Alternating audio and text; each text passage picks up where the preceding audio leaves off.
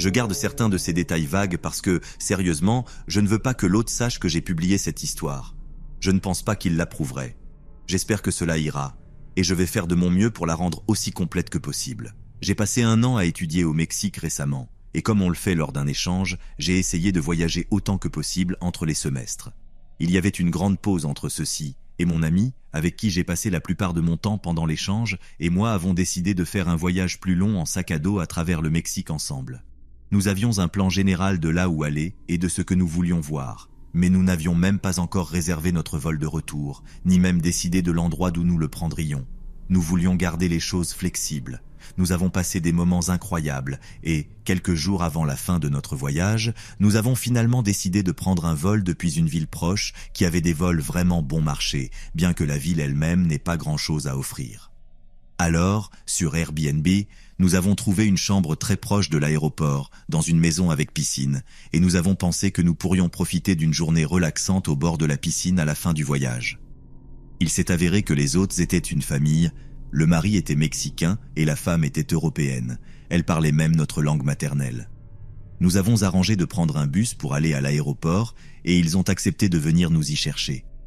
Quand nous sommes finalement arrivés en ville, il faisait déjà nuit et le conducteur du bus a refusé de nous déposer à l'aéroport car ce n'était pas directement sur sa route, alors il nous a simplement laissés sur l'autoroute. C'était déjà une situation assez pourrie pour commencer. Nous étions avec nos sacs à dos sur le bord de la route au milieu de nulle part, dans une ville pas très sûre du Mexique. Mais j'ai appelé l'hôte et lui ai envoyé notre position par GPS et ils ont dit qu'il n'y avait pas de problème et qu'ils allaient venir nous chercher. Donc, le mari est venu nous chercher et c'était une situation très inconfortable de monter dans la voiture avec un inconnu en pleine nuit, au milieu de nulle part. Cela n'aidait pas non plus que le type ressemble à Danny Trejo sans moustache. En essayant de faire la conversation, il ne répondait que par des monosyllabes ou m'ignorait carrément. Bon, il n'est pas très bavard, ai-je pensé, et j'espérais que nous arriverions bientôt. Avec du recul, je vois des millions de signaux d'alarme, mais pour une raison quelconque, à ce moment-là, nous ne les avons pas perçus, soit parce que nous étions très fatigués, ou, pour être honnête, parce que nous n'avions vraiment pas d'autre choix que de continuer malgré tout. Mais oui, il nous a conduits, et cela aurait dû être un signal d'alarme immédiat. Nous étions au milieu de nulle part. Il y avait des champs avec des moutons et des chèvres autour, et soudain, une route de gravier s'est détachée de la route pavée. Le long de cette route de gravier, il y avait environ 6 énormes maisons, toutes entourées de murs de 2 mètres, surmontées de clôtures type autan, avec d'immenses portails et au moins 2 grands chiens de garde par maison. En arrivant chez eux, nous avons été accueillis par la femme, une femme d'âge moyen, très bavarde mais agréable. Elle avait même préparé le dîner pour nous, et nous avons mangé en discutant de sujets banals. Le mari, lui, s'est juste assis à table sans dire un mot. Après le dîner, nous sommes presque allés directement nous coucher parce qu'il était déjà tard et que nous étions fatigués après une longue journée. Le lendemain matin, nous avons vu que le temps n'était pas très bon, alors nous avons décidé d'aller au centre-ville et de voir les quelques attractions touristiques qu'il avait à offrir, au lieu de passer la journée au bord de la piscine.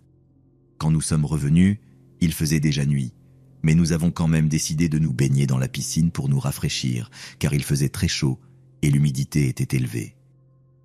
La femme s'est jointe à nous et, à un moment donné, mon ami a fait l'erreur de demander comment ils avaient pu se permettre une telle maison, car cela ne semblait pas correspondre au salaire des emplois qu'ils nous avaient dit avoir.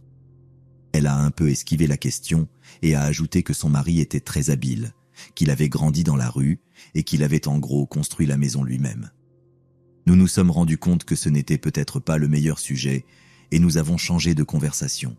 C'était le dernier jour de notre voyage et nous avions notre vol retour tôt le matin.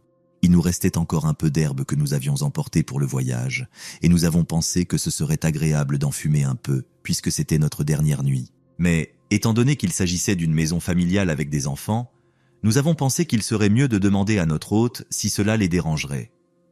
Plus tard dans la soirée, nous avons demandé à la femme si cela serait acceptable de fumer sur la propriété, ce qui, pour une raison quelconque, l'a fait beaucoup rire. Elle a crié à son mari, qui était affalé sur le canapé en train de regarder la télé. « Mon amour, les gars demandent s'ils peuvent fumer de la marijuana. Qu'est-ce que tu en penses ?» Et il a simplement ri sans répondre, la regardant avec une expression un peu surprise pendant qu'elle nous disait « Bien sûr, allez-y ». Nous sommes donc allés sur la terrasse et avons commencé à fumer notre joint. Ensuite, ils se sont joints à nous, et nous avons commencé à discuter, et c'est là que tout est devenu vraiment bizarre.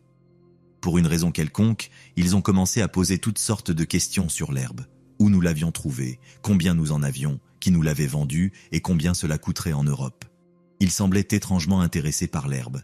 Et à un moment donné, la femme nous a simplement révélé de manière décontractée. Oui, on a pensé à faire ça comme source de revenus, vendre de l'herbe, mais trop de gens meurent à cause de ça, car les cartels n'aiment pas ça. En fait, mon mari tuait des gens pour ça. Immédiatement, je me suis senti sobre. Avait-elle vraiment dit ça? Comme si elle lisait dans mes pensées, le mari a ajouté « Oui, quand j'avais environ 16 ans, j'ai tué beaucoup de gens pour le cartel, pour de l'argent. » Et il a dit cela comme s'il avait dit qu'il tondait la pelouse quand il était adolescent. Je pensais encore avoir mal compris, alors j'ai envoyé un message à mon ami, qui était assis de l'autre côté de la table, en essayant d'éviter son regard, parce que je savais que cela nous mettrait encore plus mal à l'aise. Il a confirmé qu'il avait bien compris. Nous avons discuté de ce qu'il fallait faire, et nous avons convenu qu'il n'y avait pas de menace immédiate, et que le mieux était de rester, car nous n'avions nulle part ailleurs où aller, et il était déjà tard. Mais les choses sont devenues encore plus folles. Nous avons essayé de garder notre calme et de ne pas perdre le contrôle en continuant à discuter avec nos hôtes. Quelques minutes plus tard, cependant, le mari s'est levé, est entré à l'intérieur pour chercher quelque chose et est revenu avec littéralement 1 kilo d'herbe, compressée en un bloc. Il a commencé à effriter des morceaux de ce bloc pour rouler un joint qui aurait probablement mis KO Snoop Dogg. Il était de la taille de mon pouce et je dirais qu'il y avait environ 2 grammes d'herbe dedans. Bien sûr, il nous a offert le joint, mais nous avons poliment refusé, disant que nous étions déjà bien défoncés. Il a semblé un peu vexé, mais heureusement, il a accepté notre excuse. Ensuite, les choses se sont encore aggravées. Quelques minutes plus tard, nous avons entendu une série de détonations. La femme a semblé un peu nerveuse et lui a demandé « Qu'est-ce que c'était ?» Ce à quoi il a répondu calmement « 9 mm », confirmant mes soupçons qu'il s'agissait de coups de feu. Je dirais qu'il y en avait environ 7, tirés rapidement les uns après les autres. La femme s'est inquiétée davantage et lui a demandé si nous devrions rentrer en ajoutant « Tu penses qu'ils tirent en l'air, sur des vaches, sur des gens ?» Mais il s'est simplement contenté de hausser les épaules et nous sommes restés dehors. Quelques minutes plus tard, il y a eu d'autres coups de feu, mais cette fois encore plus près. La femme était encore plus angoissée et a demandé à nouveau « Devrait-on rentrer ? À quoi tu penses qu'ils tirent ?» Je pense que je n'oublierai jamais quand il a répondu de la manière la plus calme imaginable. « Non, tout va bien. Je n'ai encore entendu aucun cri. Je ne sais pas pourquoi, mais la façon dont il a dit cela avec autant de calme m'a terrifié, et cela me fait encore battre le cœur plus fort chaque fois que j'y pense. » Après cela, nous nous sommes rapidement excusés et sommes partis dans notre chambre. Quand nous avons enfin pu parler, nous avons littéralement craqué et paniqué. Que diable étions-nous censés faire ? Nous étions enfermés dans une maison avec un tueur à gages, au milieu de nulle part. Des gens tiraient dehors. Nous avons décidé que notre meilleure option était probablement de rester en pensant « Eh bien, nous sommes ses invités et il ne nous fera pas de mal. De plus, il vaut mieux avoir des murs, des chiens et un tueur à gages entre nous et les personnes qui tirent dehors. » Nous nous sommes donc barricadés dans la chambre et n'avons pas fermé l'œil de toute la nuit. À l'aube, nous sommes sortis à toute vitesse et avons pris la direction de l'aéroport. Je n'avais jamais été aussi heureux de me faire fouiller à la sécurité de toute ma vie.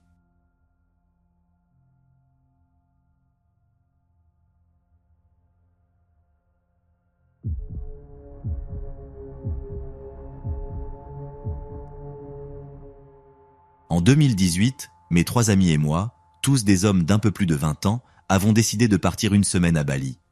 C'était bon marché et nous avions du temps, alors pourquoi pas ? Notre itinéraire comprenait du tourisme, la découverte de la cuisine locale, l'escalade de montagne, des visites de bars en bord de plage. En gros, des vacances typiques en Indonésie. Honnêtement, c'était une expérience surréaliste. Le pays est absolument magnifique et la nourriture était incroyable. Le seul problème que j'ai eu pendant le voyage, ce sont les locaux. La drogue était omniprésente, notamment les champignons hallucinogènes. Les rues étaient remplies de drogués désespérés de nous vendre leurs produits. Je n'exagère pas en disant qu'un type m'a même attrapé le bras parce que j'ai ignoré son « offre 2 pour un aller simple à la rencontre de Jésus ». Je l'ai repoussé tandis que mes amis riaient et suggéraient que je manquais peut-être l'opportunité de rencontrer notre Seigneur et Sauveur. Il avait l'air frénétique et désespéré, comme s'il allait me sauter dessus, tel un chien enragé. Je ne me suis pas senti trop effrayé, car nous étions sûrs de pouvoir les gérer, vu que la moitié d'entre eux n'étaient même pas sobres. Cependant, ce n'était que la pointe de l'iceberg. Le vrai cauchemar a commencé quand nous sommes revenus à notre Airbnb le soir. Nous devions nous lever tôt le lendemain et étions épuisés. L'endroit était extrêmement bon marché et n'avait même pas un mécanisme de verrouillage adéquat sur la porte. Il y avait 2 portes en bois qui s'ouvraient vers l'intérieur, et la seule façon de les fermer était de bloquer un morceau de bois dans des trous prévus à cet effet dans la porte. C'était un verrouillage assez primitif, mais je suppose que cela faisait l'affaire. Tout allait bien jusqu'à la dernière nuit de notre voyage, lorsque nous avons remarqué que le morceau de bois avait disparu. Nous avons cherché partout, mais en vain. J'ai supposé que l'un d'entre nous l'avait laissé quelque part. Finalement, nous avons improvisé en utilisant un bâton à selfie. Je sais que cela semble être une idée horrible, mais nous n'avions rien d'autre qui puisse se glisser dans les trous pour verrouiller la porte. Nous sommes allés dormir sans rien attendre d'anormal, étant donné que cela faisait déjà 6 jours que nous étions là sans problème. Je me suis réveillé en pleine nuit, alerté par des bruits étranges de cliquetis. Je me suis levé, pensant que c'était peut-être l'un des gars, et je me suis approché du bruit sans trop m'inquiéter. Tous mes amis dormaient, alors j'ai décidé d'enquêter sur l'origine du son. L'agitation semblait venir de la porte, alors je me suis dirigé vers celle-ci, extrêmement confus. Qui pourrait bien être à notre porte à cette heure de la nuit? J'ai remarqué que les portes étaient légèrement ouvertes et que le bâton à selfie était sérieusement déformé. J'ai jeté un coup d'œil dehors et j'ai vu 3 personnes qui regardèrent par l'entrebâillement des portes. Ils étaient très proches de l'entrée et essayaient de pousser les portes pour les ouvrir. Je leur ai crié, leur demandant ce qu'ils faisaient, et j'ai remarqué que l'un d'eux tenait le bloc de bois. J'étais choqué et perplexe face à la situation, car j'ai reconnu l'un des hommes. Il était en charge du nettoyage des Airbnbs et des chemins durant la journée, donc il n'avait aucune raison d'être là à 3 heures du matin. Un autre des types a demandé si le bloc de bois nous appartenait, affirmant qu'il l'avait trouvé devant l'Airbnb. Clairement, cette excuse m'a paru absurde, car il n'y avait absolument aucune raison de faire cela à 3 heures du matin. J'ai appelé mes amis, et les 3 hommes se sont immédiatement enfuis. J'ai expliqué la situation aux gars, et nous sommes restés éveillés jusqu'à l'aube, au cas où ils tenteraient quelque chose de louche. Nous avons décidé de signaler le soi-disant employé à la réception, mais la description que j'ai donnée ne correspondait pas. On nous a dit que les employés de ménage qu'ils avaient engagés étaient toutes des femmes âgées de 30 à 40 ans. Cette révélation nous glaça le sang en réalisant que nous avions laissé entrer un imposteur complet qui avait pu entrer et sortir de nos chambres en notre absence. Heureusement, nous n'avons rien perdu d'important et nous sommes sortis de cette situation sans problème, mais je n'ose imaginer ce qui aurait pu arriver si je ne m'étais pas réveillé cette nuit fatidique alors que les portes étaient sur le point de s'ouvrir. J'étais simplement reconnaissant que ce soit notre dernière nuit.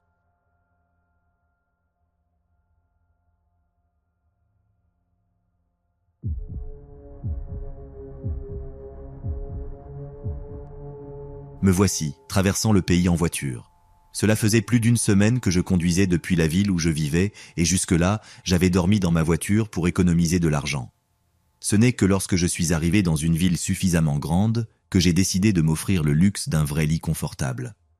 J'ai opté pour Airbnb, car c'est moins cher que la plupart des hôtels. J'ai réservé cet Airbnb la veille de mon arrivée en ville, donc il ne restait plus beaucoup d'options. J'ai trouvé un appartement sur Airbnb qui avait l'air très neuf et moderne, et qui était très bien situé. Le prix était raisonnable pour son emplacement, presque trop beau pour être vrai. Le seul inconvénient, c'était qu'il était répertorié comme nouveau et n'avait aucun avis. J'ai supposé que le prix était bas parce que l'annonce était récente, alors j'ai décidé de tenter ma chance. Ça devait être légitime, non, vu que c'était sur Airbnb. Quand je suis arrivé à l'immeuble, il m'a semblé plus ancien que ce à quoi je m'attendais. Plus tard, je me suis rendu compte que mon Airbnb était probablement le seul appartement rénové de l'immeuble, qui semblait plutôt en mauvais état. Cela ressemblait davantage à une résidence universitaire qu'à un immeuble d'appartement. Quoi qu'il en soit, j'ai laissé passer cela, car je ne payais pas très cher. Alors à quoi pouvais-je m'attendre? L'appartement lui-même ressemblait aux photos, ce qui me suffisait. Tout s'est bien passé pendant les premiers jours. En tant que femme voyageant seule, je m'assure toujours d'être en sécurité. Je ne sors pas quand il fait nuit et je verrouille toujours la porte avec tous les verrous, y compris la chaîne de sécurité. Quoi qu'il en soit, le 3e jour, J'étais sorti toute la matinée et je suis revenu à l'appartement pour me changer avant d'aller à la plage. Encore une fois, j'avais fermé la porte, chaîne de sécurité incluse. J'étais devant la porte, regardant la télé pendant que je me changeais, quand, tout à coup, la porte s'ouvre et quelqu'un essaie d'entrer. J'ai eu énormément de chance d'avoir mis la chaîne de sécurité, sinon la porte se serait ouverte complètement. J'étais nu et personne d'autre n'était censé avoir les clés. Ma première réaction a été de dire « excusez-moi » et de refermer immédiatement la porte en réactivant tous les verrous.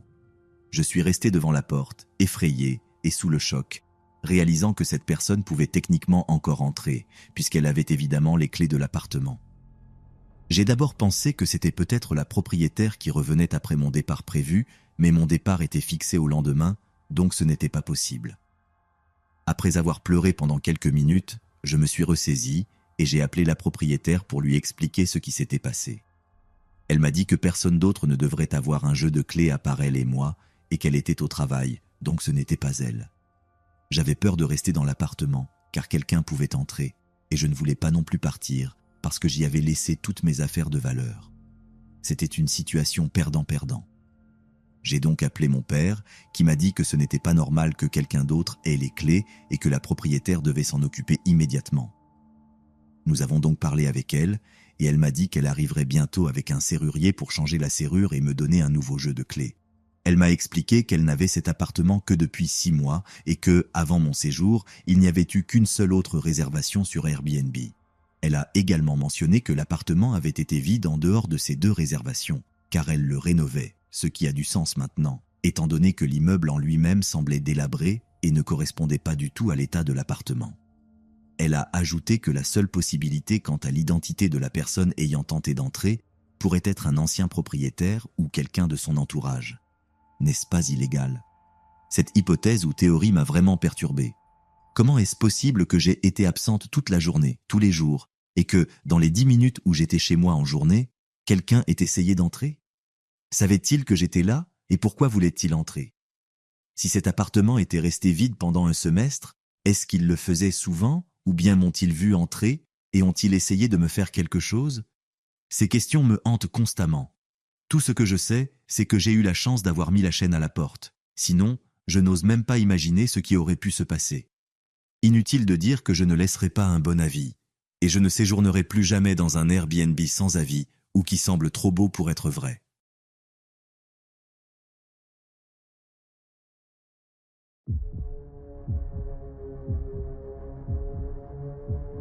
À l'été 2019, mon partenaire et moi, tous deux âgés d'un peu plus de 20 ans, avons décidé de faire un voyage en voiture jusqu'à Vancouver, au Canada, et de séjourner dans le parc provincial Golden Ears. Nous aimions camper et nous étions en vacances de printemps, alors nous voulions faire quelque chose de différent et profiter au maximum de notre pause. Mon partenaire n'était jamais sorti des États-Unis, donc cela semblait être une expérience nouvelle et excitante. C'était un voyage de 6 jours avec des Airbnbs dans chaque État et le point culminant était un camping réservé à Golden Ears, près du lac Alouette. Nous avons fait nos bagages de manière chaotique, apportant une tente géante, plein de fruits et légumes pour manger sainement, que nous avons gardé dans une glacière trop petite, un couteau et une planche pour découper nos encas pendant que nous conduisions. Nous sommes partis de Californie et nous nous sommes relayés pour conduire notre brillante Ford Fiesta rouge. Nous avons traversé l'Oregon et l'État de Washington jusqu'à ce que nous arrivions enfin à Vancouver. Nous avons passé 1 ou 2 jours dans chaque État, bu un peu trop et veillé tard. Le Canada a été la meilleure partie et le lac Alouette était comme un tableau grandeur nature. Nous avons marché pieds nus sur les rochers, trempé nos orteils dans le lac glacé, fait une randonnée et vu une magnifique cascade où un couple se prenait en photo mutuellement pendant 1 heure. Nous avons imité leur pose de loin. Tout était parfait et le camping était vide, mis à part ce couple. Nous sommes allés nous coucher tôt ce soir-là. Il faisait calme et je me suis réveillé au son d'un craquement dehors, près de la tente. Mon partenaire dormait encore et ronflait. Je n'y ai pas prêté attention, pensant que c'était sûrement un animal, car il faisait complètement noir. Le craquement continuait, se rapprochant de plus en plus de la tente. Je me suis redressé et j'ai attrapé mon téléphone, et quand l'écran s'est allumé, il m'a aveuglé un instant. Pendant ces 2 secondes, j'ai distingué une silhouette juste à l'extérieur de notre tente. Je me suis figé et je me suis redressé. Cette personne ne bougeait pas et était assez proche pour ouvrir la tente. J'ai commencé à secouer mon partenaire pour le réveiller, ne sachant pas quoi faire. Il s'est réveillé et je lui ai dit qu'il y avait quelqu'un dehors. J'ai alors entendu des pas silencieux qui s'éloignaient de notre campement. Mon partenaire, à moitié endormi, a commencé à dire « Quoi ?» à voix haute, confus. Un véhicule, voiture ou camionnette, était garé juste à l'extérieur de notre zone de camping et il n'y avait personne d'autre près de nous. Le véhicule a démarré et est parti, mais n'a allumé ses phares qu'après avoir tourné le coin, hors de notre vue. Je n'ai pas pu voir grand-chose, mais il me semblait que c'était une camionnette. Je tremblais et mon partenaire ne comprenait toujours pas ce qui se passait.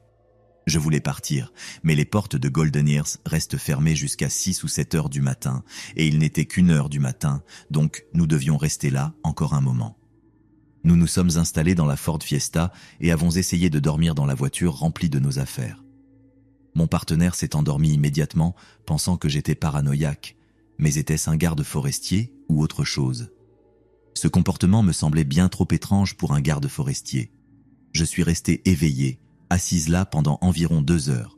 La voiture était verrouillée et j'essayais de dormir mais c'était impossible. J'étais dans le siège passager, mon partenaire dormait dans le siège conducteur et il était 3 heures du matin. J'étais à moitié endormi quand j'ai entendu une voiture s'approcher lentement par le chemin avec les phares éteints. En tournant le coin, j'ai su que ça devait être la même camionnette et j'étais effrayé mais l'adrénaline montait. La camionnette a fait demi-tour lentement et s'est arrêtée juste devant notre campement, au même endroit. J'avais la nausée. Je n'avais aucune arme, juste le couteau de cuisine que nous avions pris pour les fruits et légumes. Je l'ai pris en essayant de me donner l'air en colère, folle et imposante. Je me suis assise bien droite dans le siège passager, le couteau de cuisine à la hauteur de mes yeux, le regard fixe vers la camionnette dans l'obscurité, comme le père dans le tableau American Gothic. La camionnette s'est arrêtée et s'est éteinte.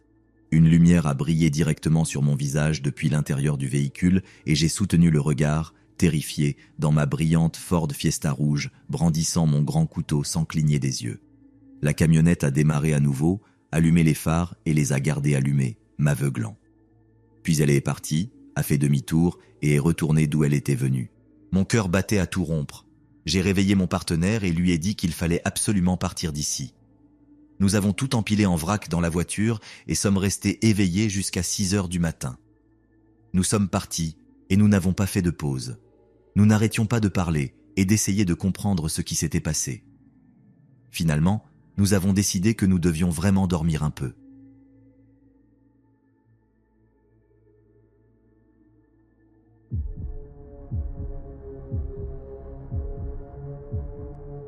Je crois que je pourrais mourir dans cet Airbnb.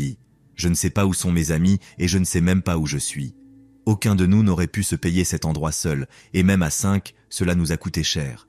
Mais, pour être juste, c'était une maison incroyable. Elle avait 3 étages, avec une façade sombre et des murs comme recouverts d'écailles. Pablo avait grandi dans la région et c'est lui qui avait trouvé cet endroit. Il avait entendu toutes sortes d'histoires sur son passé sombre et le fait qu'elle soit hantée, mais à l'époque, elle n'était pas ouverte au public. Quand nous avons choisi ce village comme destination, il s'est empressé de réserver ici. Cela m'intriguait, mais la perspective de séjourner dans une maison hantée ne m'enthousiasmait pas autant que mes amis. Dès que nous sommes entrés, Ida et moi avons ressenti une étrange vibration qui nous mettait mal à l'aise, tandis que Karen, Daniela et Pablo allaient d'une pièce à l'autre, explorant avec enthousiasme. Toutes les deux, nous sommes restés près de la porte. La maison était belle, oui, mais d'une manière sinistre. Le bois sombre et les vitraux empêchèrent presque la lumière d'entrer, même en plein jour. Les vieilles planches du sol grinçaient sous les pas de nos amis pendant qu'ils exploraient. Une porte près de la cuisine attira mon attention et je me sentis irrésistiblement attiré vers elle. À l'intérieur se trouvait un escalier, étroit et incroyablement raide. Seules quelques marches étaient visibles avant de disparaître hors de notre vue, semblant anciennes et, pour être honnête, effrayantes. « Vous voulez vous joindre à la visite ?» nous cria Pablo. Il se déplaçait dans la maison comme un expert, partageant des anecdotes sur l'endroit, bien qu'il affirmait n'y être jamais venu auparavant. Il parlait de la maison comme d'une vieille amie. C'était le membre le plus récent de notre groupe et je ne le connaissais que depuis quelques mois, mais c'était la première fois que je le voyais aussi excité, presque euphorique. La maison était suffisamment grande pour que chacun ait sa propre chambre. Cette idée ne m'enchantait pas trop. La dernière chose dont j'avais besoin avec mon imagination hyperactive était une grande chambre pour moi seul. Cette nuit-là, alors que je commençais tout juste à fermer les yeux, j'ai cru entendre quelque chose bouger à l'étage. Cela ressemblait à quelque chose de grand et humide qui se traînait sur le sol.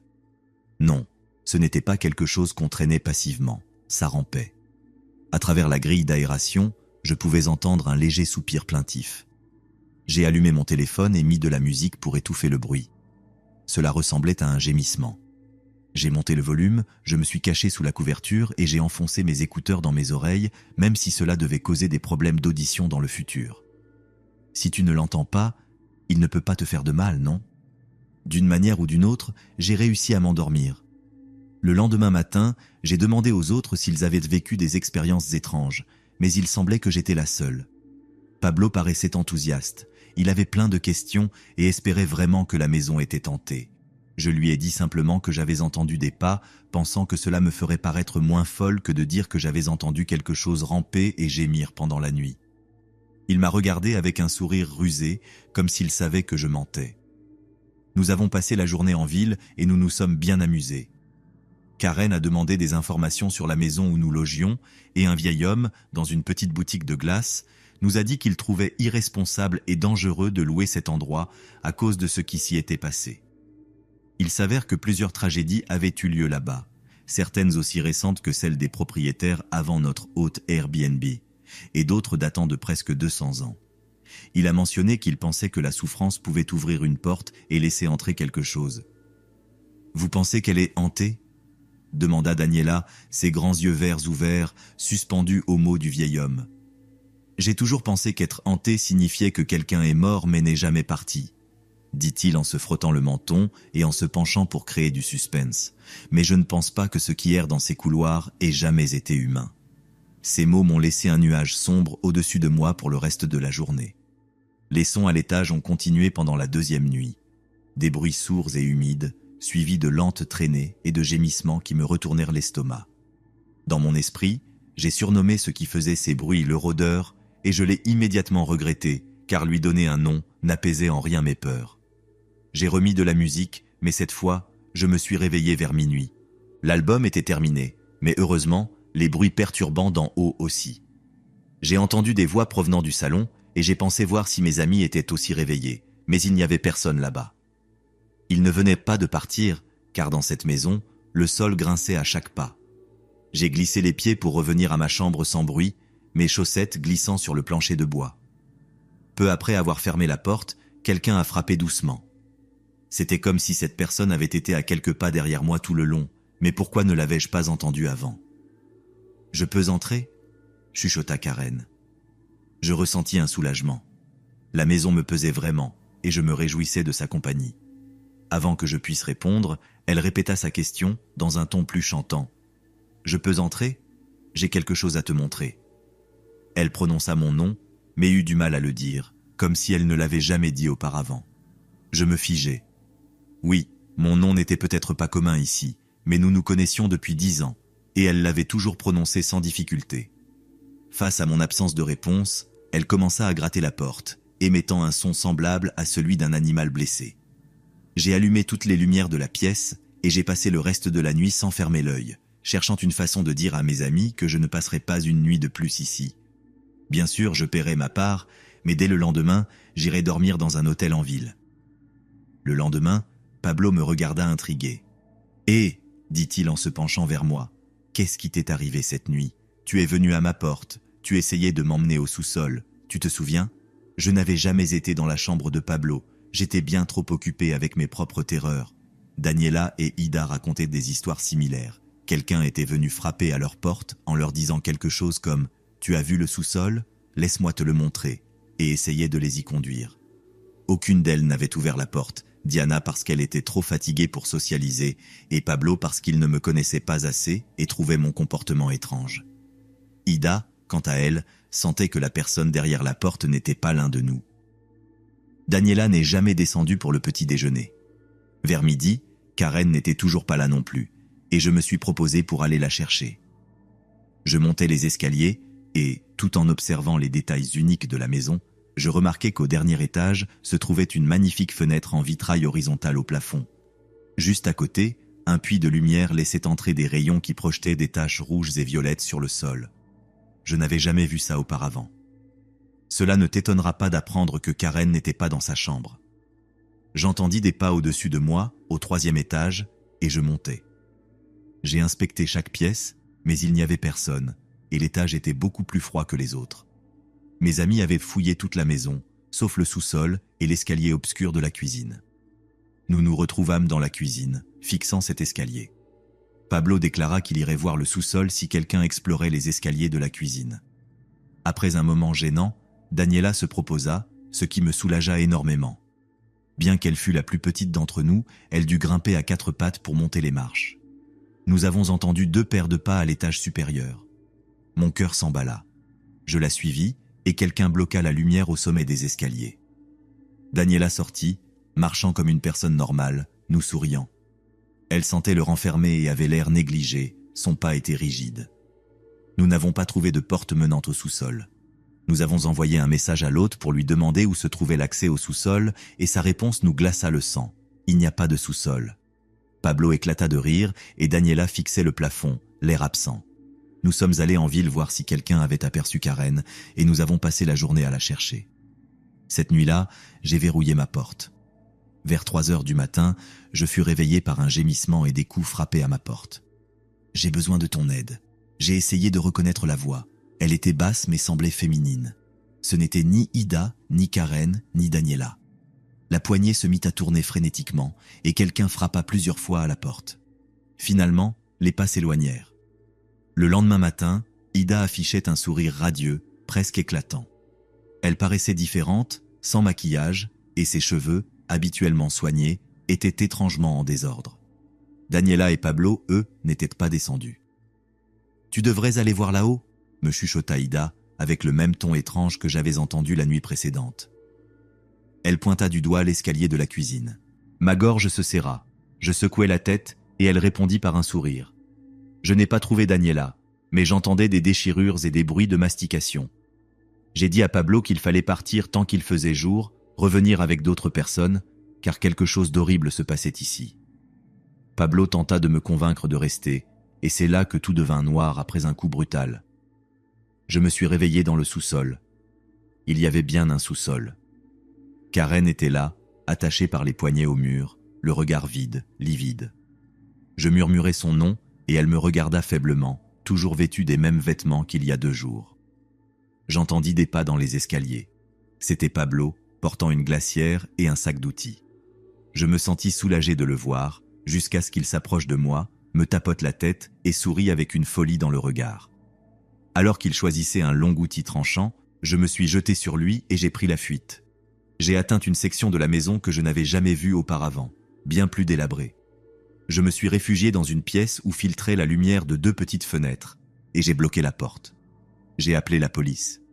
Je ne peux qu'espérer qu'ils me trouvent ici avant que Pablo ou l'un des autres résidents ne le fasse.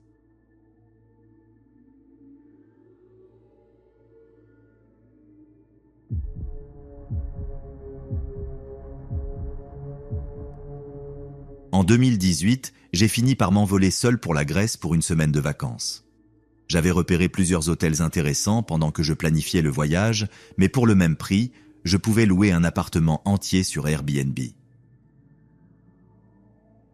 Certaines des options de location étaient absolument incroyables.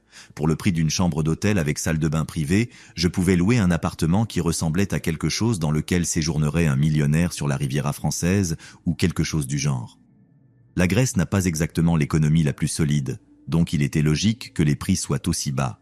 Mais en comparaison avec d'autres options, c'était tout de même suspect. Comme toute personne sensée, je me suis précipité pour lire les avis, et même si tous étaient 5 étoiles et faisaient l'éloge du propriétaire, cela me paraissait toujours trop beau pour être vrai. Mais il ne restait aussi que 2 jours de libre sur le calendrier de réservation, ce qui montrait que d'autres personnes étaient également intéressées par le lieu. Et cela signifiait que je devais réserver tout de suite ou perdre ma chance. Je pouvais réserver, essayer le lieu, et si cela s'avérait être un cauchemar, il me suffirait de trouver un hôtel plus simple mais fiable et d'utiliser l'endroit seulement pour dormir après de longues journées à explorer ma terre ancestrale. Le vol pour la Grèce fut le premier long vol que j'avais pris, et tout le processus m'a complètement épuisé. C'est étrange comme rester assis dans un avion pendant près de 10 heures peut faire ça, mais je pense que c'est le stress qui m'a usé. M'inquiéter d'avoir perdu mon passeport, mon billet électronique, ou d'avoir oublié quelque chose d'important dans mon appartement. Je sais que ce sont des craintes irrationnelles de débutants, mais après le soulagement d'avoir atterri sans encombre et d'être bien arrivé à l'Airbnb, j'ai eu l'impression que je pourrais dormir pendant des jours. Même l'excitation de découvrir l'appartement n'a pas réussi à me garder éveillé longtemps. Et mon Dieu, j'étais excité. C'était tout ce que j'aurais pu espérer. Un magnifique carrelage en mosaïque noir et blanc et un escalier en colimaçon en fer forgé. Ils auraient pu doubler le prix et les gens auraient tout de même payé pour séjourner dans un endroit comme ça. Mais la question demeurait.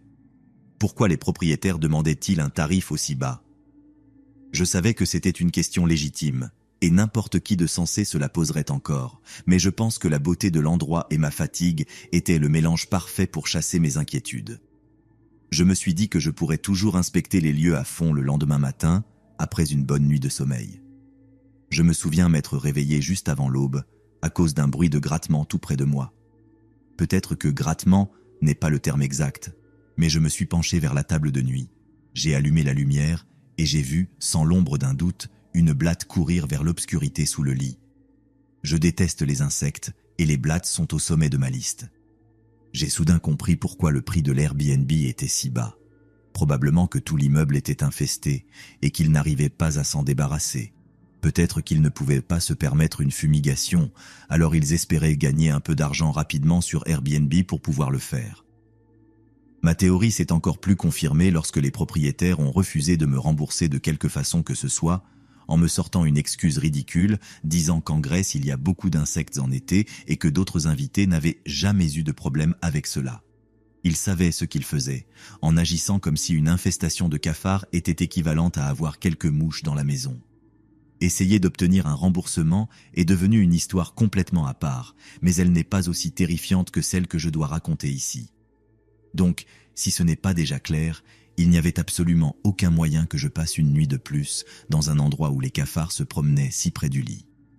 Heureusement, je n'avais même pas encore déballé, donc j'ai simplement attrapé mes affaires, sauté dans la voiture de location et conduit vers le port, où je savais qu'il y avait plusieurs hôtels. Seulement, pendant que je conduisais, j'ai commencé à ressentir quelque chose d'étrange dans mon oreille gauche, comme une sensation de froid à l'intérieur. J'ai pensé que j'avais peut-être une infection de l'oreille, que la fatigue et le stress du vol avaient affaibli mon système immunitaire. Mais à ce moment-là, j'étais en route pour réserver une chambre d'hôtel et commencer une bataille de mails pour obtenir un remboursement, donc je n'étais pas en mesure de faire grand-chose. Le problème, c'est qu'il était 5 ou 6 heures du matin, donc aucune des cliniques locales n'était ouverte pour que je puisse me faire examiner. Quand la sensation étrange dans mon oreille a commencé à s'aggraver, j'ai décidé de m'arrêter près du port et d'insérer un coton-tige dans mon oreille pour vérifier s'il y avait du sang, du pus ou quelque chose dans le genre. Désolé pour ceux que cela pourrait dégoûter, mais si c'est le cas, arrêtez de lire maintenant car cela va empirer. Bien pire. Je me suis arrêté, j'ai fouillé dans ma trousse de toilette pour une petite boîte en plastique, j'ai sorti un coton-tige et l'ai doucement introduit dans mon oreille. Mais en le faisant, j'ai senti que quelque chose bougeait vraiment à l'intérieur. À ce moment-là, je me suis demandé si c'était un morceau de cérumen que j'avais poussé plus loin dans le conduit auditif, mais quand j'ai retiré le coton-tige, j'ai vu 2 petites choses fines et brunes collées au bout. Je me souviens les avoir regardées en pensant « Qu'est-ce que c'est que ça ?» Puis soudain, l'idée m'est tombée dessus comme un mur de briques. J'ai secoué la tête et ressenti à nouveau ce mouvement étrange dans mon oreille gauche. C'est alors que j'ai réalisé quelque chose, une véritable horreur. Il y avait eu des cafards près de mon lit quand je m'étais réveillé. Quelque chose bougeait dans mon oreille. Les 2 petites choses fines sur le coton-tige étaient des pattes de cafard et il y avait un fichu cafard dans mon conduit auditif. Je suis resté dans un état de déni complet pendant 1 ou 2 minutes en répétant « non, non, non » à haute voix, essayant de me convaincre qu'il s'agissait de toute autre chose. Mais quand j'ai finalement accepté ce qui se passait, j'ai commencé à hyperventiler.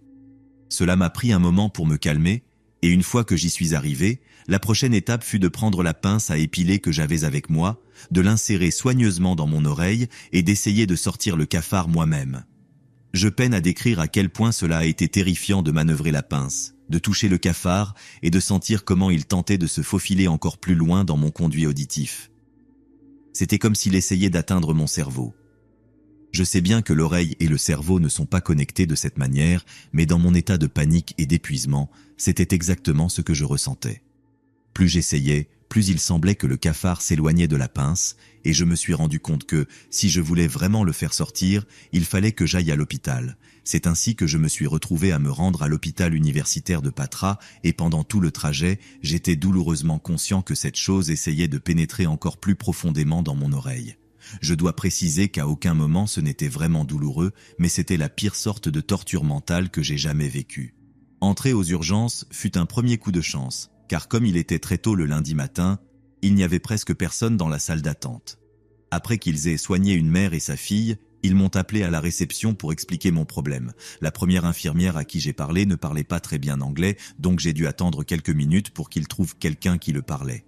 La suivante parlait remarquablement bien anglais, mais quand je lui ai expliqué la situation, elle a affiché une expression d'incrédulité totale. Elle m'a demandé si j'avais mal, et j'ai répondu que non, mais que j'avais envie de vomir. Elle restait sceptique, mais elle m'a tout de même emmené voir le médecin, qui a examiné mon oreille avec un otoscope. Bien que je ne parle pas grec, la réaction retenue du médecin m'a confirmé qu'il y avait bel et bien un cafard dans mon oreille. En se servant de l'infirmière comme traductrice, le médecin m'a expliqué que le plus important était de garder mon calme. Ils m'ont mis un bracelet autour du poignet et m'ont assuré que retirer le cafard serait relativement facile et qu'ils pourraient le faire à 100%, mais que je devais absolument rester calme. Si je ne me calmais pas, je ne pourrais pas rester immobile, et pour retirer le cafard, ils allèrent devoir utiliser des instruments extrêmement délicats qui pourraient endommager mon oreille si je bougeais. Entendre cela n'a pas eu un effet très relaxant, mais l'infirmière m'a conseillé de contrôler ma respiration et de me concentrer sur le fait que tout se passerait bien, et cela m'a vraiment aidé à retrouver mon calme. Ensuite, une autre infirmière a pris ma tension, qui s'est avérée alarmante, mais j'ai mis cela sur le compte du stress de toute la situation, et nous avons tous convenu que je n'avais pas besoin de médicaments. Je n'avais aucune idée de pourquoi ils faisaient tous ces examens, et je suis sûr qu'ils avaient leurs raisons, mais tout ce que je voulais, c'était qu'ils commencent l'extraction immédiatement. Heureusement, c'est ce qu'ils ont fait ensuite, et l'infirmière m'a expliqué qu'ils allaient utiliser un anesthésique appelé lidocaïne pour préparer l'extraction. La lidocaïne servirait d'agent anesthésiant, rendant l'extraction indolore, tout en tuant également le cafard. La lidocaïne a fait son travail, mais avant que cela n'agisse, le cafard est devenu fou en essayant d'échapper au liquide, et c'était l'épreuve la plus difficile pour moi. J'étais néanmoins reconnaissant que cela se termine bientôt. Sentir littéralement l'insecte bouger de plus en plus vite, puis ralentir à mesure qu'il mourait. Je ne pense pas qu'il existe de mots dans la langue anglaise pour décrire à quel point tout cela était terrifiant. Après environ 2 minutes à ressentir le cafard mourir, le médecin a utilisé une grande pince incurvée pour commencer à le retirer, mais pas en une seule fois. Il le faisait morceau par morceau. Une fois que tout fut sorti, ou du moins tout ce qu'ils avaient pu retirer, l'infirmière m'a montré sur une serviette ce qu'ils avaient enlevé. Cela mesurait environ 2,5 cm une fois entier. Je sais que ce n'est pas très grand, mais c'était un cafard dans mon canal auditif, alors peu importe la taille. Après cela, ils ont vérifié mon conduit auditif une dernière fois pour s'assurer qu'il ne restait rien. Ils m'ont dit que je pouvais partir, avec une ordonnance pour des antibiotiques oraux et un autre type à appliquer directement dans l'oreille. Mon oreille gauche est restée engourdie pendant les 24 heures suivantes, et même en avançant dans la semaine, elle ne semblait pas s'améliorer complètement. J'ai supposé que c'était seulement le résultat d'avoir eu un cafard et une paire de pinces chirurgicales dans l'oreille, mais la sensation de frottement persistait. Une fois de retour à Baltimore, j'ai pris rendez-vous avec mon médecin. Je lui ai raconté toute l'expérience et elle a demandé à un assistant médical de rincer mon oreille pour éliminer toute accumulation de cérumen qui pourrait affecter mon audition et provoquer une pression. Après le rinçage, ils ont examiné mon oreille et je ne peux même pas décrire à quel point mon cœur s'est serré quand l'assistant a dit qu'il voyait ce qui ressemblait à une patte d'insecte avec des épines dans mon conduit auditif. Je me sentais malade. Ce calvaire n'était pas terminé, et tout ce que je voulais, c'était que cela s'arrête enfin. Mon médecin a dû me rincer l'oreille à nouveau et a retiré 6 autres morceaux de cafard que les médecins grecs n'avaient pas vus, et cela près de 2 semaines après l'incident. J'imagine que ce que j'avais vu n'était pas le cafard entier, mais j'avais préféré croire le contraire par pur déni. Je pleurais silencieusement pendant tout le processus et ma docteure a été incroyable en me donnant un câlin une fois terminé. Elle est mon médecin de toujours, alors nous avons une relation proche, et pour ceux qui se demandent pourquoi c'était si personnel, elle m'a aussi réconforté en me disant qu'il y avait probablement encore d'autres morceaux du cafard dans mon oreille. Elle m'a également obtenu un rendez-vous d'urgence chez l'otorhinolaryngologiste pour le lendemain. Après le rendez-vous, je suis rentré chez moi et j'ai essayé de me détendre avant de me rendre à la clinique ORL le lendemain matin. Là-bas, ils m'ont installé sur une chaise d'examen confortable et l'otorhinolaryngologiste a positionné un microscope à côté de ma tête. Il ne disait pas grand-chose et tout l'examen s'est déroulé en silence jusqu'à ce qu'il prononce les mots redoutés. Il y a définitivement quelque chose là-dedans.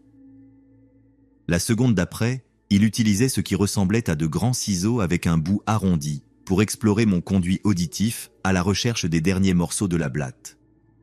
Cette fois, ils n'ont pas utilisé d'anesthésie, donc c'était assez douloureux, et à cause de l'instrument, je pouvais entendre les parties de la blatte craquer sous la pression en étant retirées.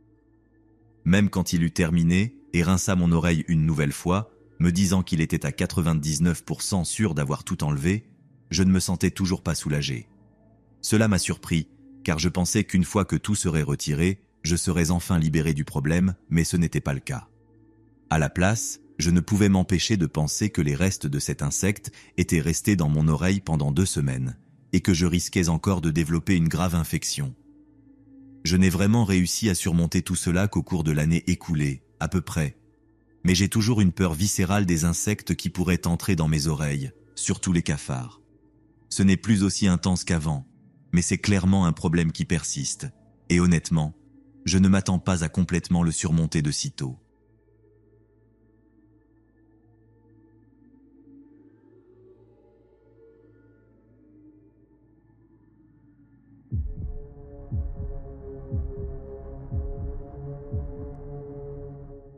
Oregon.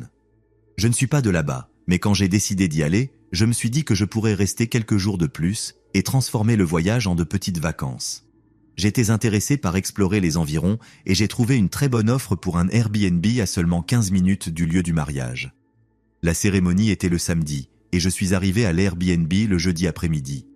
C'était une petite maison dans un quartier agréable et j'avais toute la maison pour moi seul. Le premier jour, je suis allé dans une ville voisine et j'ai retrouvé un autre ami également en ville pour le mariage. Je suis rentré assez tard et fatigué après cette longue journée.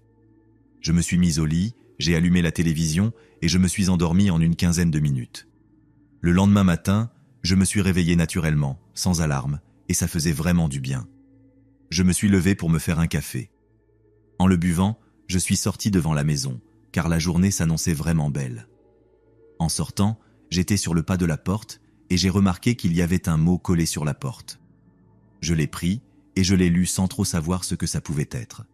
Le mot disait, et je cite, « Cette nuit, je suis entré dans ta maison. Tu devrais faire réparer tes serrures. » À la fin, il y avait un petit dessin de visage avec un clin d'œil. J'étais terrifié en lisant cela, et je suis rentré immédiatement dans la maison pour commencer à tout inspecter. J'étais sûr que la porte d'entrée était bien fermée, car je me souvenais de l'avoir déverrouillée juste avant de sortir. Il n'y avait qu'une autre entrée dans la maison, la porte arrière. J'ai couru vers celle-ci pour la vérifier, mais elle semblait fermée également. Ensuite, j'ai entrepris de fouiller toute la maison. Comme je l'ai dit, ce n'était pas une grande maison, donc cela ne m'a pas pris longtemps pour vérifier chaque pièce. Après avoir inspecté toutes les chambres, les placards et même les placards de cuisine, je n'ai trouvé personne ni aucun signe que quelqu'un était venu. J'étais inquiet, mais au bout d'un moment, j'ai pensé qu'il s'agissait peut-être d'une plaisanterie d'un passant. Je savais que cette maison était fréquemment louée par des visiteurs, mais sans preuve, impossible d'en être sûr. J'ai toujours eu le sommeil très profond, et en plus, la maison n'avait pas beaucoup de meubles, donc si quelqu'un était vraiment entré, je n'aurais probablement rien remarqué. Peu après, je suis parti pour passer la journée dans la ville voisine et visiter quelques parcs locaux. J'ai emporté toutes mes affaires de valeur, par précaution, et j'ai aussi contacté le propriétaire de l'Airbnb pour lui parler du mot que j'avais reçu. J'espérais qu'il me répondrait avant mon retour en m'assurant que les serrures étaient en bon état et qu'il s'agissait probablement d'une farce. Après une autre longue journée à découvrir des restaurants locaux, visiter des parcs et explorer quelques bâtiments intéressants, je suis rentré à la maison ce soir-là. En vérifiant, j'ai vu que le propriétaire d'Airbnb ne m'avait pas répondu et j'étais un peu nerveux à l'idée de dormir là. Mais j'étais fatigué et j'ai réussi à me convaincre qu'il s'agissait probablement juste d'une blague, car tout dans la maison semblait en ordre, exactement comme je l'avais laissé. Le mariage étant prévu le lendemain, j'ai regardé un peu la télévision avant de m'endormir, aux alentours de 23h30. Le lendemain matin, je me suis encore réveillé sans alarme, mais cette fois, en regardant l'heure, j'ai vu qu'il était à peine 6h du matin. Je n'avais pas besoin de me lever avant 9h. J'étais sur le point de me retourner pour essayer de dormir un peu plus, mais j'ai commencé à ressentir une certaine paranoïa. J'ai décidé de me lever et de faire le tour de la maison pour m'assurer que tout allait bien. En sortant de la chambre et en marchant dans le couloir, j'ai immédiatement remarqué que la porte arrière de la maison était grande ouverte. En voyant cela, j'ai voulu sortir de là immédiatement. Je savais que la porte arrière était bien fermée et verrouillée avant que je ne me couche. J'ai couru jusqu'à la chambre, rassemblé toutes mes affaires en moins de 5 minutes et je me suis préparé à quitter la maison. Juste au moment où j'allais passer la porte d'entrée, j'ai entendu la porte du placard dans le salon commencer à s'ouvrir. Je ne me suis jamais retourné pour regarder et à la place, j'ai couru vers ma voiture. Je n'ai vu personne sortir de la maison, mais je suis parti en voiture et j'ai ensuite contacté le propriétaire pour lui raconter ce qui s'était passé. Puis, j'ai contacté le service client d'Airbnb. Pour le reste de mon séjour, j'ai logé dans un hôtel.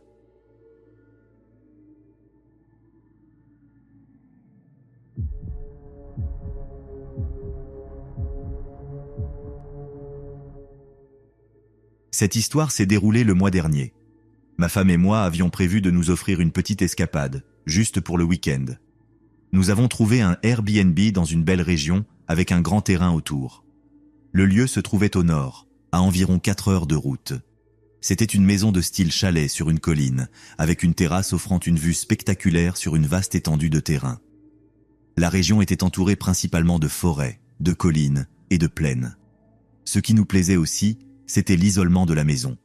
Il n'y avait pas d'autres bâtiments ou maisons en vue. En fait, la plupart des propriétés dans cette zone étaient des résidences de vacances ou des chalets. Nous avons pris la route tôt vendredi matin et sommes arrivés sur place aux alentours de 10 heures. À notre arrivée, nous avons passé un moment agréable, à nous détendre et à profiter des lieux. Cependant, il ne fallut pas longtemps pour que notre séjour prenne une tournure inattendue. Ce soir-là, alors que nous étions assis dans le salon en train de regarder un film, nous avons soudain entendu un bruit de frappe. Au début, je ne pouvais pas dire d'où il venait, mais après avoir mis le film en pause et m'être levé, j'ai remarqué qu'il provenait d'une des fenêtres. J'ai emprunté le couloir pour me diriger vers l'endroit où se faisait entendre le bruit, et en m'approchant, j'ai identifié la fenêtre d'où cela venait, mais juste à ce moment-là, les coups ont cessé. J'ai regardé par la fenêtre, mais je n'ai rien vu dehors. Je n'avais pas un bon pressentiment car la maison était très isolée, entourée en grande partie par des arbres et des buissons. Je savais que toute personne se trouvant ici serait suspecte. En revenant au salon, ma femme m'a demandé si j'avais vu ce qui causait ces coups. Juste au moment où je lui expliquais ce qui s'était passé, nous avons entendu un coup fort à la porte d'entrée, comme si quelqu'un essayait de l'enfoncer. Je me suis dirigé vers la cuisine pour essayer de regarder par la fenêtre et voir qui était à la porte, mais une fois encore, au moment où j'ai réussi à trouver un angle pour voir, les bruits se sont arrêtés et la personne avait disparu. Après cela, nous n'avons plus entendu de bruit pendant un moment.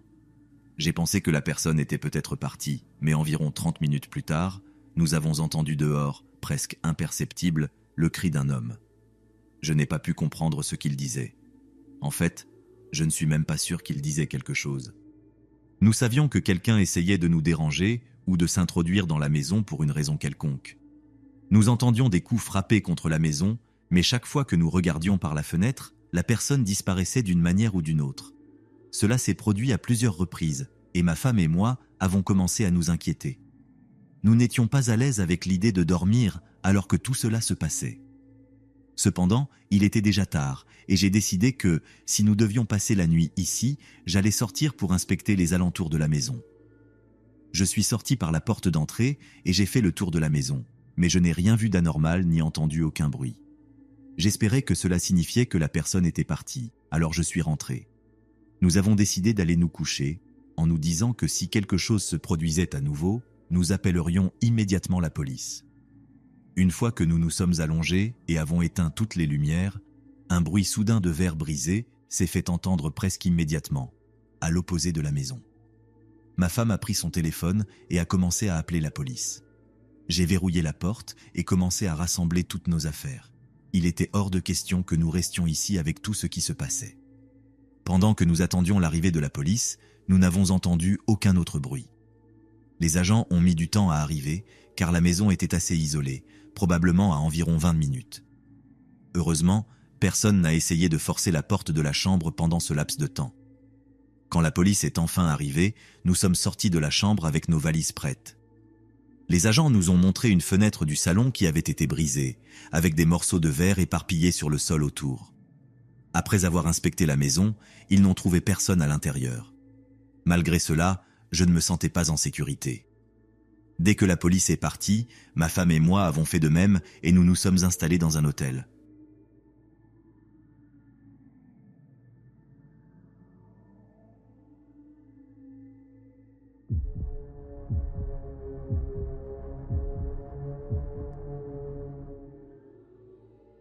Il y a quelques années, je me suis rendu dans une ville pour une éventuelle offre d'emploi. J'y allais pour quelques jours afin de découvrir la région au cas où je devrais y emménager. Je n'ai pas passé beaucoup de temps à chercher un logement. J'ai simplement ouvert l'application Airbnb, trouvé un endroit qui semblait correct et je l'ai réservé. Je me souviens que le propriétaire semblait être quelqu'un de très aimable lors de nos échanges. En arrivant, l'endroit était décent, c'était petit, juste à côté de la ville, et cela semblait parfait pour mon séjour. J'ai récupéré les clés et déposé mes affaires avant de sortir quelques heures et de revenir plus tard dans la soirée. Ce soir-là, je suis allé me coucher tôt, car j'ai toujours été matinal et habitué à me lever tôt. Cependant, je me suis réveillé en pleine nuit, ce qui est inhabituel pour moi. En ouvrant les yeux, j'étais un peu confus. Il faisait toujours sombre dehors, et il était évident qu'il était encore nuit. J'ai regardé l'heure et il était 2h30 du matin. Juste au moment où je regardais l'horloge, j'ai entendu le bruit de la porte d'entrée qui s'ouvrait. La maison était complètement silencieuse et entendre cela fut un moment terrifiant. Je savais que personne n'était censé être là. Je ne suis pas sûr de ce que je pensais. Peut-être que à cause du réveil brutal, je n'étais pas pleinement conscient, mais j'ai pris les couvertures et je me suis caché dessous, comme un enfant. Puis, j'ai entendu des pas s'approcher de la chambre dans laquelle je dormais. Mon cœur s'est mis à battre à toute vitesse et la peur m'a envahi. J'ai alors repris mes esprits et réalisé que me cacher sous les couvertures était une mauvaise idée. Mais que pouvais-je faire? Je n'avais aucun temps pour me préparer. Alors que les pas se rapprochaient, il était clair que la personne allait probablement entrer dans la chambre. La seule chose à laquelle j'ai pensé a été de faire semblant de dormir. Peut-être que, s'il s'agissait d'un voleur ou autre, il m'ignorerait en me voyant profondément endormi. Cela semblait être ma seule option, car je n'avais pas le temps de courir me cacher dans le placard, ni de chercher quelque chose qui pourrait servir d'arme. Je n'avais même pas le temps de composer le 911, car mon téléphone chargeait sur le bureau, hors de ma portée. Lorsque l'intrus est arrivé à la porte, j'ai entendu celle-ci s'ouvrir. J'ai alors fermé les yeux et simulé un sommeil profond. J'ai entendu la personne faire 2 pas dans la pièce, puis elle s'est arrêtée. Aucun autre bruit, aucun mouvement, pendant 1 minute entière. Très prudemment, j'ai entrouvert les yeux, en veillant à ce que cela paraisse naturel. Je voulais juste voir qui était là. À peine mes yeux ouverts, j'ai aperçu quelqu'un debout dans l'encadrement de la porte, me fixant sans bouger. Je l'ai observé pendant quelques secondes avant de le reconnaître. C'était l'homme qui possédait l'Airbnb. Je me souvenais de sa photo. Il se tenait là, immobile, me regardant avec une expression complètement neutre. Je refermai les yeux, lentement, en m'assurant de ne pas révéler que j'avais vu. J'étais terrifié et extrêmement confus quant à sa présence dans la chambre à cette heure-là. Il est resté là, immobile, probablement 5 minutes de plus. Cela m'a semblé une éternité, et je n'osais rien faire, attendant simplement qu'il fasse un mouvement. Finalement, j'ai entendu ses pas se détourner, puis s'éloigner. Je suis resté dans le lit, écoutant attentivement pour savoir où il se déplaçait dans la maison. Il est allé directement vers la porte d'entrée, puis il est simplement parti. Après cela, je suis resté éveillé encore 2 bonnes heures avant de pouvoir enfin me rendormir. Par chance, l'homme n'est jamais revenu. Le lendemain, j'ai contacté le propriétaire de l'Airbnb pour lui demander ce qu'il faisait dans la maison pendant la nuit. Il a nié y être allé. J'ai alors signalé l'incident et je n'ai plus jamais séjourné dans cet endroit. Ce fut la dernière fois que j'ai utilisé Airbnb.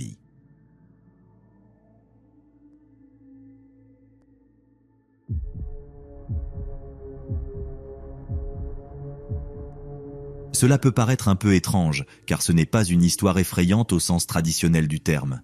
Notre Airbnb n'était pas hanté ni quoi que ce soit, et d'ailleurs, je ne crois pas vraiment à ce genre de choses. Mais quand ma copine et moi avons séjourné dans un Airbnb en Belgique, quelque chose s'est produit qui nous a tellement effrayés que nous n'avons eu d'autre choix que de quitter l'appartement pour aller dans un hôtel. Un ami m'a dit que j'avais exagéré, mais essaie de te mettre à ma place. C'était notre première matinée lors de notre petit week-end à Bruges. On se préparait à sortir pour aller prendre le petit déjeuner et on a réalisé qu'aucun de nous deux n'avait apporté de dentifrice. C'était l'une de ces situations où chacun pense que l'autre va le prendre, mais ce n'était pas un drame. On s'est brossé les dents et on a utilisé des pastilles de menthe un peu douteuses que les propriétaires avaient laissées. Je me souviens que ma copine a fouillé dans la salle de bain, au cas où le propriétaire aurait laissé du dentifrice, et elle a dit quelque chose comme « J'aurais aimé qu'il laisse du dentifrice ». Plutôt banal, je sais, mais j'y viens. On est sorti prendre le petit déjeuner, on a fait un tour dans Bruges, on a acheté le fameux dentifrice et on est rentré à l'Airbnb. Ce soir-là, je suis allé me doucher avant de me coucher et j'ai remarqué que ma copine avait acheté le dentifrice le plus étrange que j'ai jamais vu. Honnêtement, on aurait dit un produit d'une ration de guerre de la Seconde Guerre mondiale avec une odeur de menthol vieille école assez agressive. J'ai terminé ma douche et en revenant dans la chambre où ma copine somnolait déjà, je l'ai taquinée un peu pour avoir choisi du dentifrice vintage. Elle était épuisée et m'a juste marmonné quelque chose comme « De quoi tu parles ? Laisse-moi dormir, etc. » J'ai rigolé un peu et je me suis couché pour essayer de dormir. Puis l'idée m'a frappé. Elle ne s'était pas rendue compte de ce que je disais parce qu'elle ne l'avait pas acheté. Ce qui signifie que quelqu'un d'autre avait acheté ce dentifrice, puis l'avait déposé dans notre chambre. Ce qui signifie que quelqu'un écoutait ma copine lorsqu'elle était dans la salle de bain. Et ce n'est pas comme si l'endroit était petit ou si la salle de bain était proche de la porte d'entrée ou quelque chose du genre. Dieu pardonne à quiconque ose réveiller ma copine en pleine nuit, mais je sentais que la situation l'exigeait, alors je l'ai réveillée. Au début, elle était agacée, me disant de la laisser tranquille, mais une fois que je lui ai expliqué la situation, elle s'est redressée dans le lit, totalement figée, complètement terrifiée. On a retourné la situation dans nos têtes, cherchant comment quelqu'un pouvait nous écouter, mais on n'a rien trouvé. Comme je l'ai dit, l'endroit n'était pas petit et les murs semblaient assez épais. Alors, comment quelqu'un pouvait-il bien nous écouter ? Le propriétaire habitait à des kilomètres de là, et à notre connaissance, personne d'autre n'avait de clé. C'est quelque chose qui me perturbe encore aujourd'hui. Je ne comprends toujours pas comment quelqu'un a pu nous entendre. J'ai contacté le propriétaire, qui m'a assuré que personne n'était entré dans l'appartement. Pourtant, nous étions suffisamment convaincus que c'était lui pour décider de faire nos valises et partir. Je sais qu'il ne nous a pas menacés avec un couteau ni quoi que ce soit de ce genre, mais l'idée même rend difficile de ne pas imaginer une scène digne d'un film d'horreur. Comme je l'ai dit, mets-toi à ma place. Quelqu'un t'écoute quand tu es dans la salle de bain, et peut-être même te regarde. Et il y a peu de chances que ce soit pour une raison bienveillante ou innocente. Un grand non pour moi, vraiment. Rien que de repenser à cette situation nous a convaincus, ma copine et moi, de quitter les lieux le plus vite possible. Heureusement, cela n'a pas trop gâché le voyage, car nous avons réagi rapidement et avons pu poursuivre notre escapade sans autre mésaventure. Mais, honnêtement, la surcharge du nouvel hôtel a été l'aspect le plus effrayant de toute l'histoire.